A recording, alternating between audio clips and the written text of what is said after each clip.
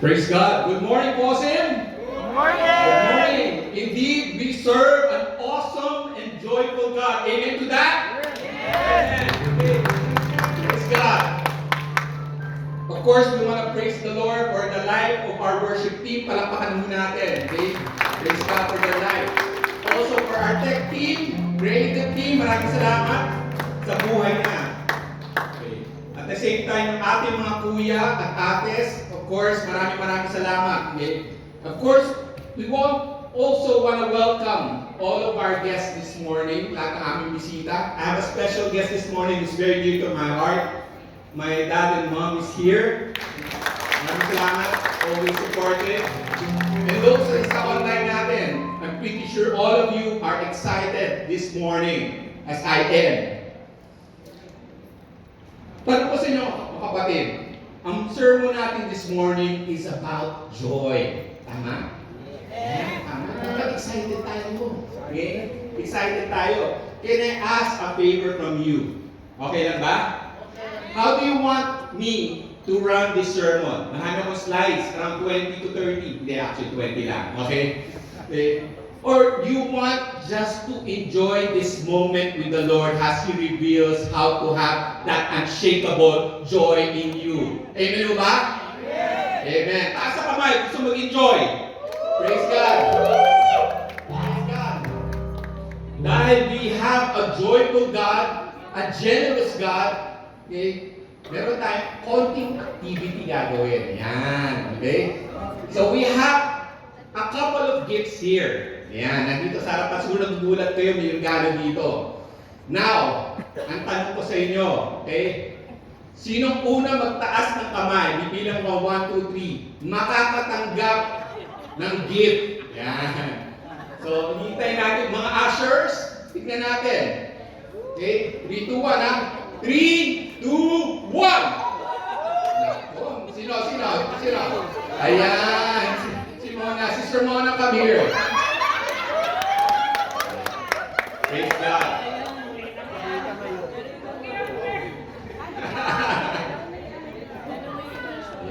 Come on down. Siyempre, pag regalo, kailangan mong kunin. Tama? Yan. Okay. Yan. Palapakan naman natin. Praise God sa buhay ni Sister Mona. Di ba, meron pa tayong isa mamaya. Dahil maganda tong regalo na to. Ito yung pinaka-last natin. When a gift is for you to appreciate a gift, anong unang dapat gagawin? Tatanggapin mo, tama? Amen? Okay?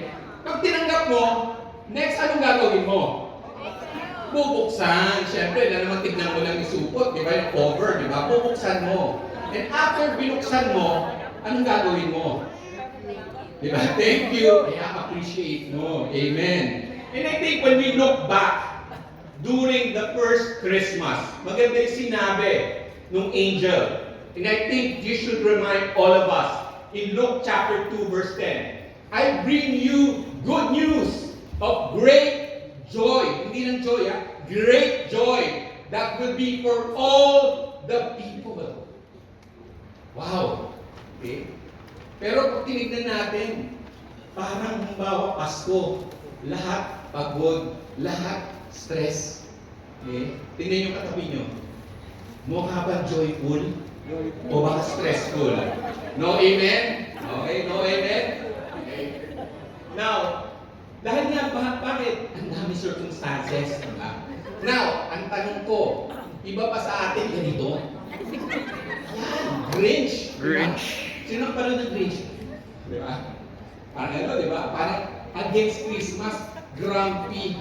Diba? Hindi masaya. Okay. So, tingnan yung katabi nyo. Yan. Mukha bang Grinch?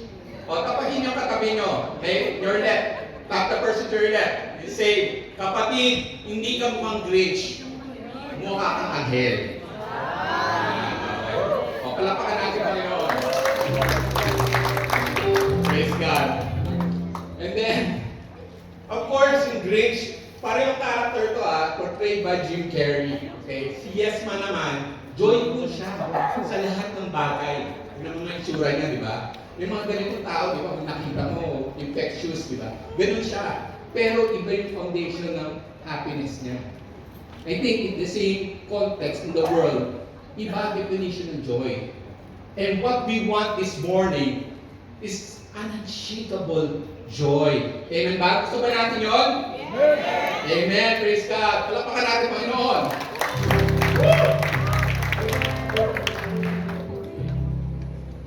So our topic this morning, POSM, Church, is about unshakable joy. Hindi natitinag at nayayanig na kaligayahan. Eh, gusto natin yun eh. Sinasabi, yan ang tunay na regalo ng Pasko. Yeah. Kasi this season, pag titignan nyo, kaliwat ka na makakita kayo ng joy. Joy everywhere. Joy to the world. Di ba? Tama? Punta ka ng mall, makinig ka ng music. I think August pa lang, di ba? Naririnig na natin si Jose Marichan. Okay? So, kakaiba yung bansa natin. Ito bukod tanging August pa lang, nagsiselebrate na tayo ng Christmas. Di ba? At natatapos ng January. Di ba? Well, kung titignan natin guys, importante is that why is joy so important? Okay. Let's base it on the Bible. When we look at the Bible, did you know how many times pinulit sa Bible ang word na joy? 430 times. 430 times. Alam naman natin, pag inuulit-ulit ng Panginoon, it means one thing, importante. Okay? Pero happiness naman, ilan? Happiness 28 lang guys. Now, even the first Christmas, okay, makikita natin 8 times inulit doon the word of joy, setting the tone for the things to come. Okay? So, importante guys na, kaya nga natin tawag Merry Christmas eh. Why? Kasi joyful. May narinig ba yung scary Christmas? Wala, di ba? Joyful, yes. Di ba? Joyful. So, dapat nakikita sa atin yan. But every now and then, it's being challenged for several reasons. Allow me to show you what are the reasons. This is based on global survey. Yan. Okay, para may basis tayo.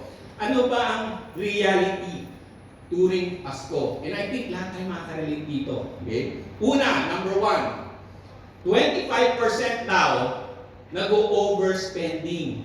Agree ba kayo? Agree? Amin tayo. Honest naman tayo, di ba? Okay lang naman yan, overspending. Kaya ang mga bangko katulad namin, alam nyo, pag sa swipe ng credit card sa amin, tumataas ng 30 to 40% pag Pasko. Yan, ganun mataas. So maraming salamat sa pagsaswipe nyo. Now, of course, pag ginawa natin yung 20% din, tumataas yung utang natin. Diba? Masaya tayo ng Pasko, pagkatapos ng Pasko, yan. Okay. Mag-iisip na tayo, scary na. Okay? And 38%, they feel stress. Tama?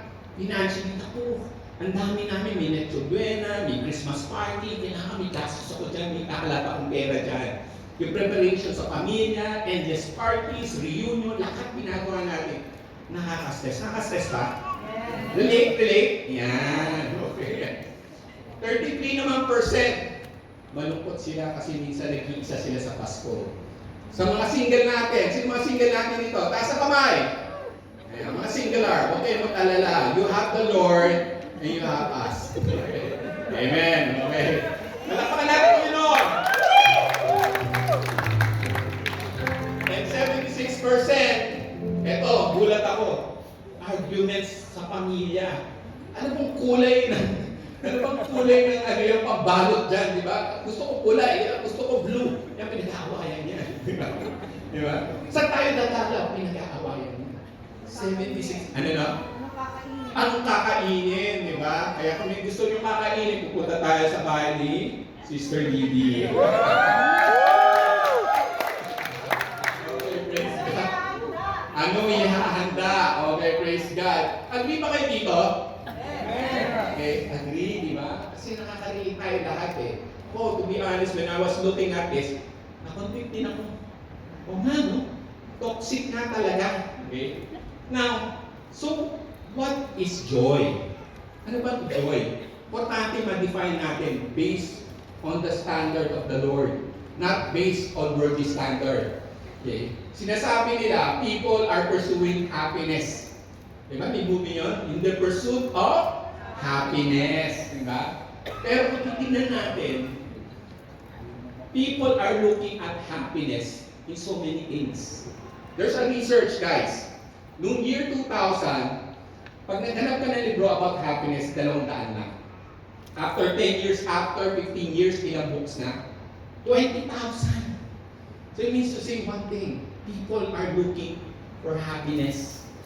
But we want to define what really is joy. Joy that comes from the Lord. Because 2,000 years ago, God has given us the greatest gift in the world. Imagine it. How awesome is that? The King of Kings and the Lord of Lords went down here to fellowship with us, to understand us, to give us hope, to give us salvation, grace, and love. That should give us, diba, unwavering joy. Now, there's a good definition about joy. Tama-tama, inside, diba, and out, kung napanood yung movie. Ka-relate? Yan. Yung mga medyo matured, ka-relate pa rin. Okay? Maganda yung sinabi dito.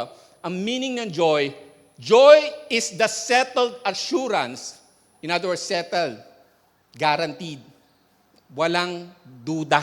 Okay? That God is in control of every detail of your life.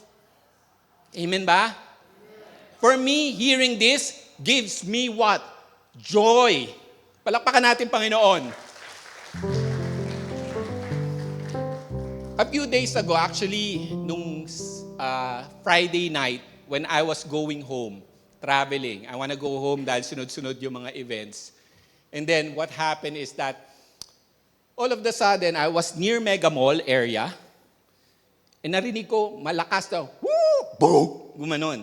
Tapos bigla akong umandar yung kotse ko, na-push ako. Okay?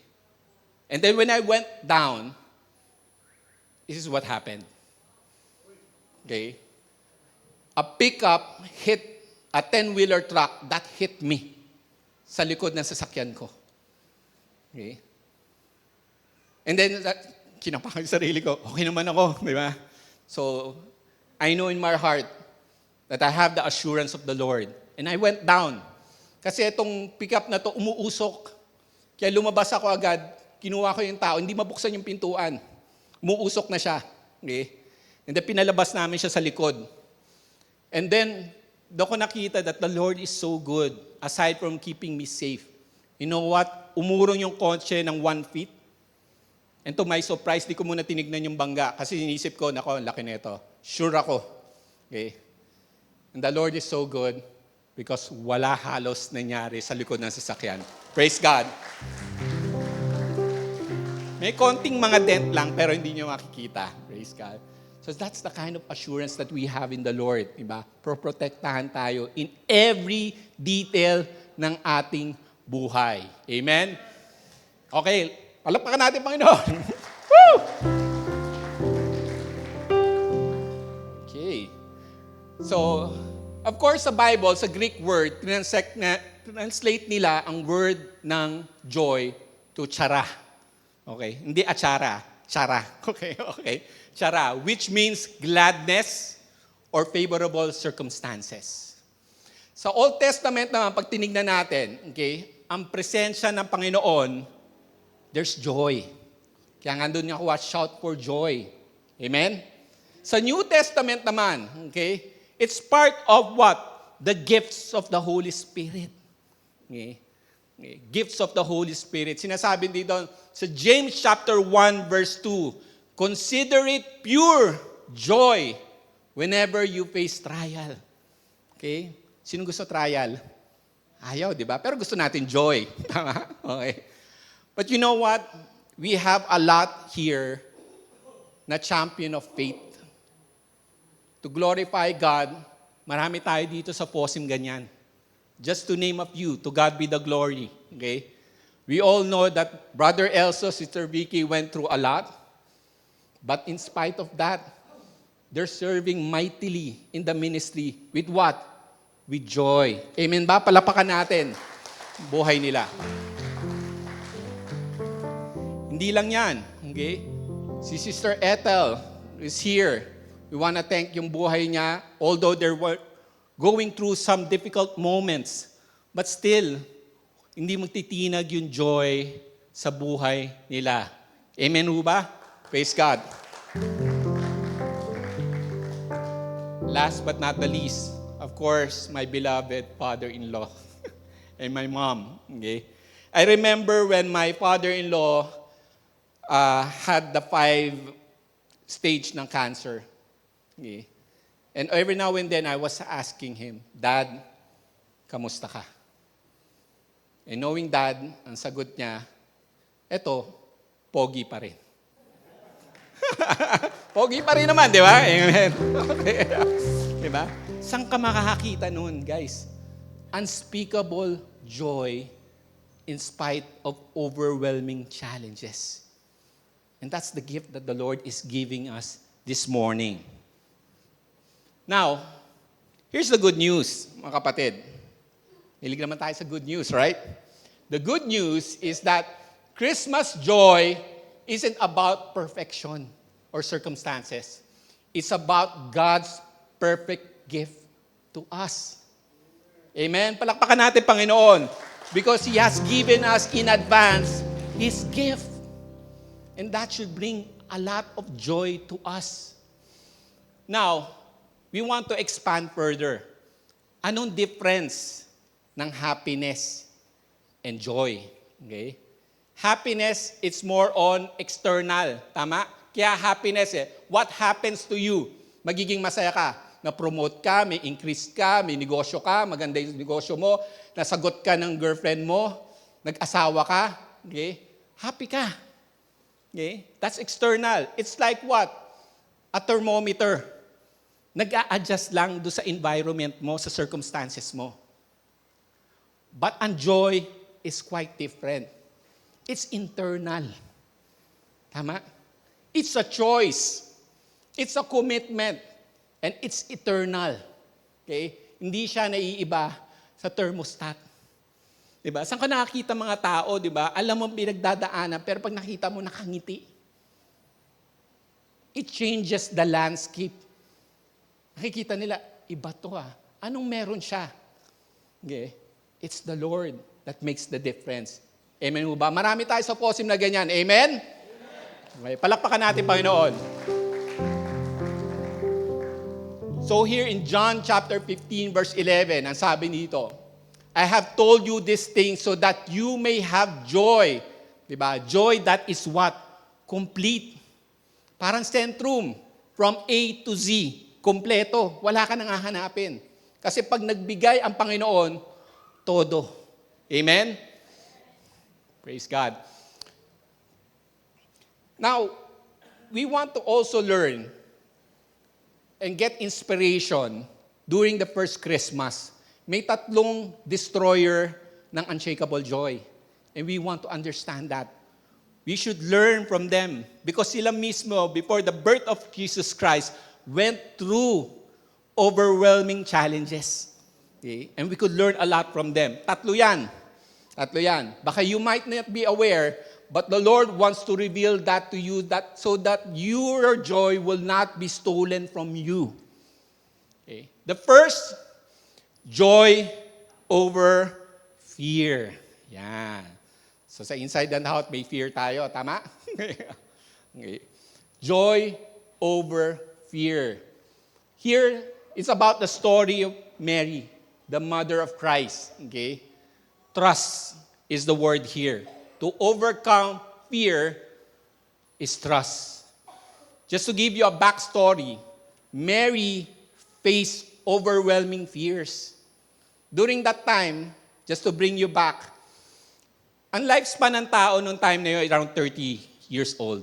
Ngayon, mahaba na, di ba? Maabot na ng 100, 30. So, pag nag-aasawa sila, normally, 14, 16, mag-aasawa na yan. Okay? Mary was around that age, 14, 15. I-set yung marriage niya kay Joseph. But all of a sudden, that plan changed. an angel of the Lord came to her and announced that she will give birth to a Savior. Okay? A Savior. So, imagine nyo, di ba? 15 years old ka, pupunta ka sa magulang mo, Mom, Dad, I'm pregnant. I don't know how I'll be. I don't know how it will happen. I'm pregnant. Yeah. Yun din yung sasabihin mo sa dapat future mong asawa. Hindi ba stressful yun? Hindi ba culturally lang lahat pagkukwentuhan ka? Ay, paano kaya nabuntis to?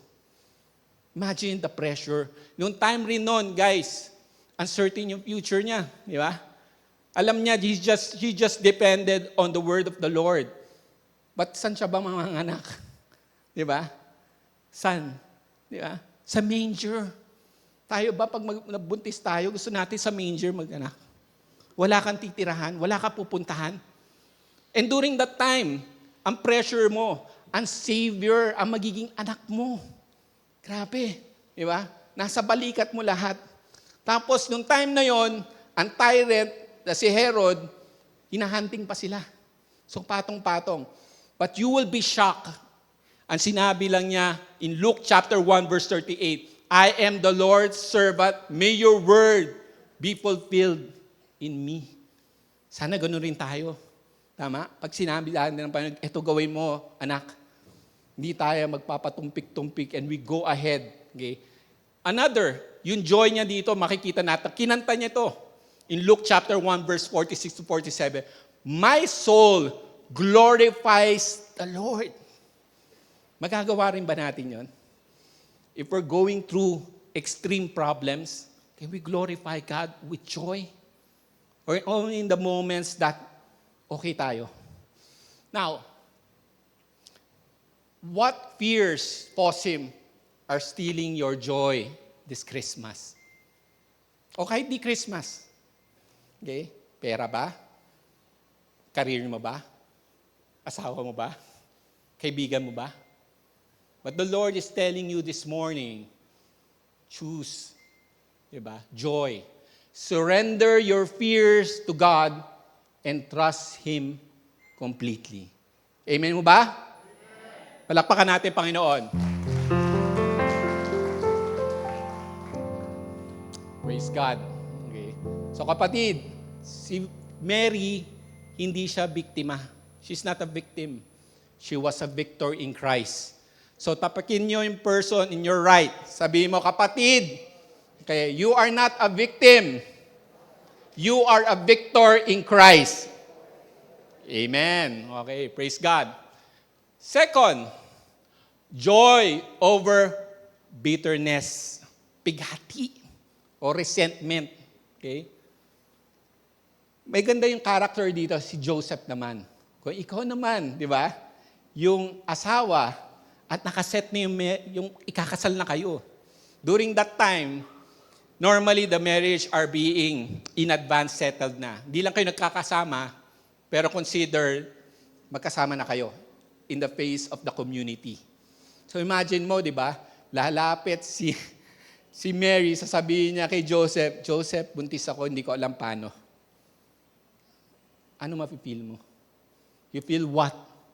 That you don't really understand. Okay? You'll be angry. You feel betrayed. Okay? May mga moments ba tayong ganun? Naramdaman natin. Yung feeling na people that we trusted all of a sudden has put us down. Okay? But in spite of that, He chose what? Grace ang binigay niya. It's a foreshadowing of what is to come. Okay? Through the Father or the earthly Father of our Savior. Ngayon, ang tanong, bakit naman di na lang pinagsabay? Nung in-announce na nung angel kay Mary, tinawag na si Joseph, tawagin mo na rin para sa pagsabayin ko na kayo. Alam mo, mabubuntis ka kasi ganito. Di ba? Ikaw yung magdadala ng Savior. Why do you think hindi sabay? Because the Lord wants to make sure that Joseph was the perfect vessel to carry the Savior as an earthly father. Same thing with you. If you're going through problems, difficulties, the Lord is just testing you. just to ensure that you are the right person for the task. So what was the benefit? Nasa history na siya, nasa Bible. Imagine mo, ikaw yung naging tatay ng Savior ng buong mundo. How fantastic is that, guys? So here, nakita ni, sa Matthew chapter 1, verse 19, because of that, because of his obedience, because of his clean trust sa Panginoon, he was tagged as a righteous man. Okay? And because of that, ni-reveal na ng Panginoon sa kanya. Ito yan. This is the very reason why Mary is pregnant with the Savior. Okay? And because of that, he found joy. Kasi balak ninyang hiwalayan eh. Why? Kasi noong time na yon, pwedeng kasuhan or habulin si Mary. So siya na mismo nag-sacrifice. Lalayo na lang ako. Wag lang madamay si Mary. Imagine the sacrifice. Now, is there someone, Posim, you need to forgive this Christmas? Pakatabi mo. Okay. O kasama sa opisina, o sa bahay. Okay. Baka kailangan may patawarin tayo, guys. So that your joy will be restored. Now, the choice, let go of the hurt through forgiveness. Tatandaan nyo, pag hindi kayo nagpatawad, guess what? Sino nakakulong? Ikaw. Eh, all along, 15 years, 20 years ago, may nasabi lang sa'yo, tinitignan mo pa sa Facebook, parang ang saya-saya niya. Pero ako, lungkot-lungkot ako. Diba? Sana ganito. Eh, diba? Di naman tayo ganon, diba? But, yun, diba? So let go, guys. Okay? Let go. Now, Joseph wasn't bitter, but he was better. So tapikin niyo ang person to your left and say, kapatid! Yan. Okay? You are not bitter, but you are better. Amen. Palakpakan natin, Panginoon. Praise God. Woo! Okay. Last, di ba? Yung una, ano yung sa atin? Joy over fear. Anong kailangan? Trust. Next, joy over bitterness. Anong kailangan? Grace. Okay? And third, joy over uncertainty or what? Confusion. Parang yung character dyan, di ba? Anxiety. Confused. Okay. So here, the third character that played a very good example was the wise men of faith. Okay? So imagine mo, di ba? Yung pinagdaanan nila, they follow God's light without knowing every detail. Nakita lang nila. Di ba? Because astronomers sila eh. Nag-study sila sa kakaiba to. Ito na yung Savior. Okay? Alam nyo ba ganong kalayo ang kailangan nilang ibiyahe papunta sa destination nila? 2,000 kilometers lang po. Okay? At sasakay lang sila ng camel. Imagine mo, di ba?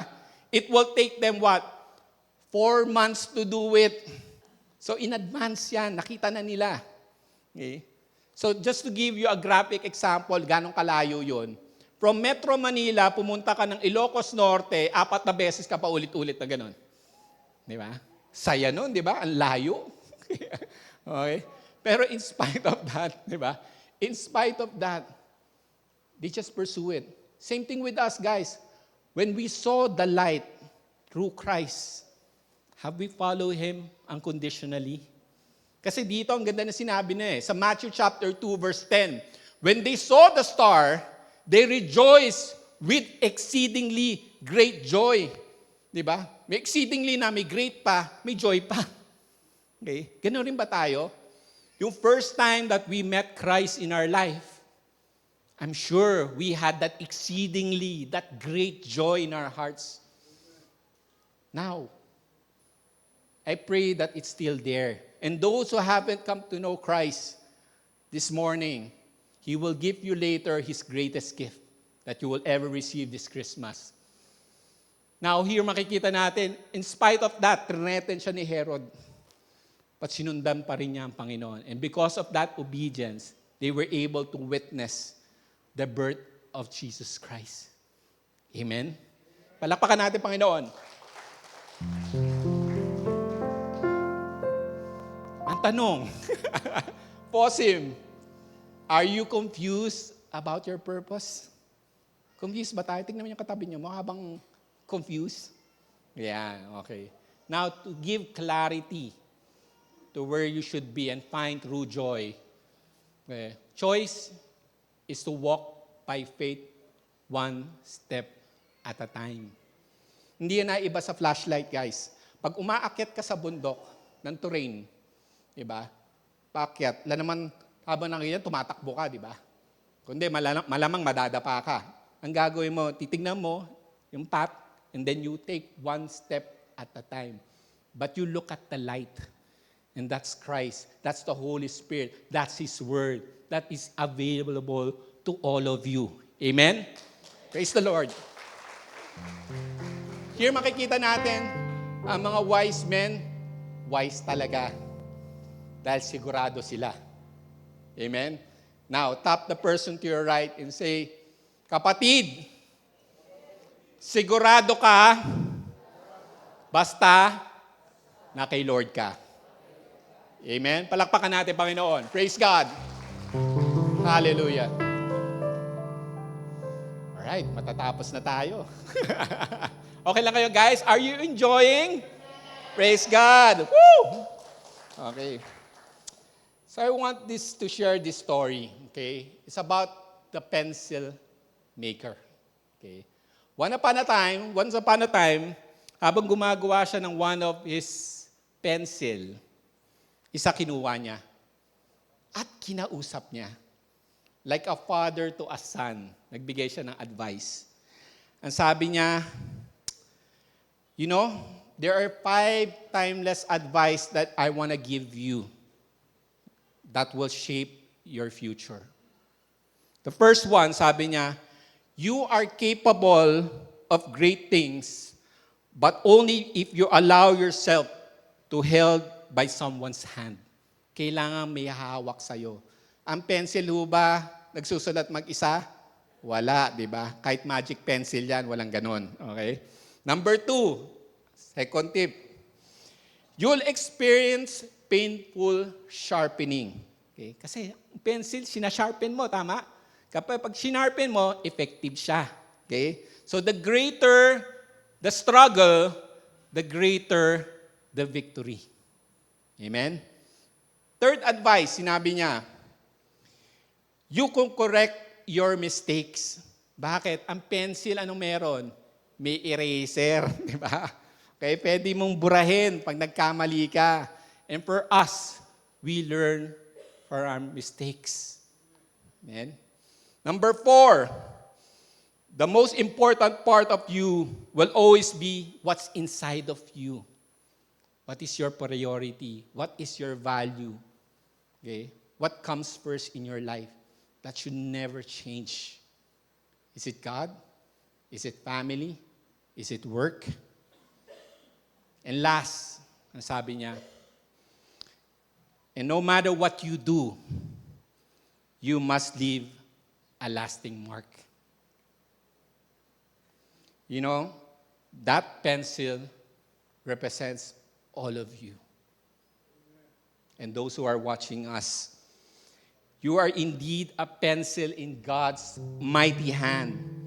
With this guidance, you will continue to leave a lasting mark to others through God's grace, strength, faith, and joy.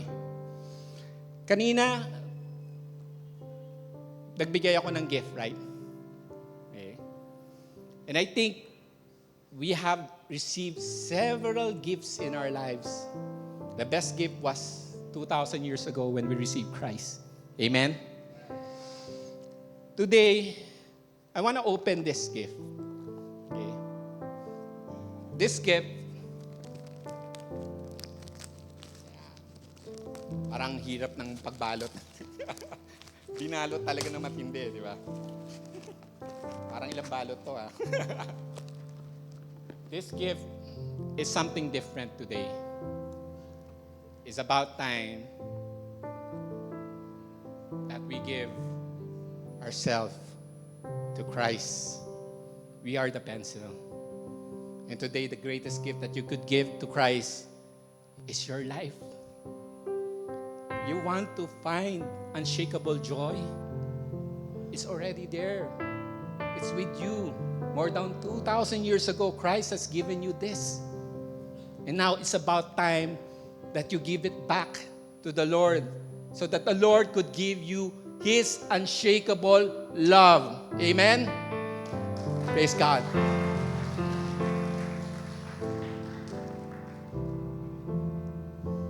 So our takeaway, brothers and sisters, and those who are watching us online, choose what?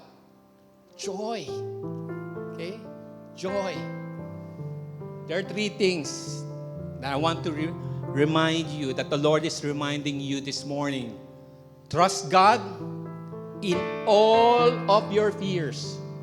Second, extend grace in your hurts, sa lahat ng pighati mo. And third, walk by faith in uncertain moments. And here, I want to anchor here in Psalms 51, verse 12. And I think all of us needs this.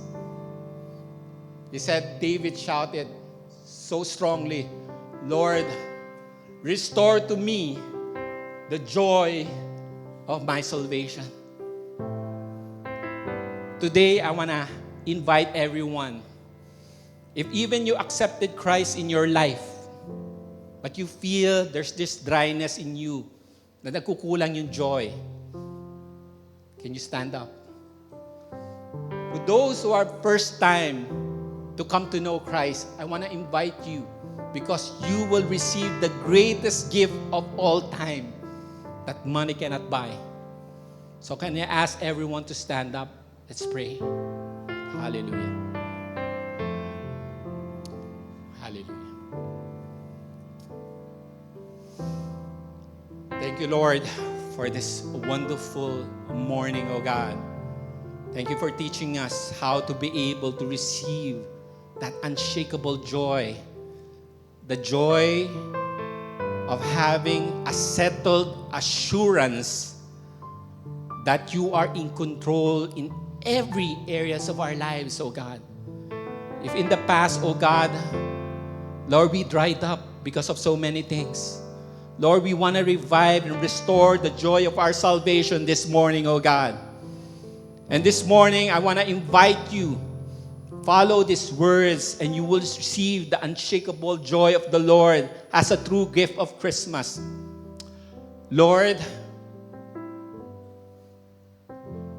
today,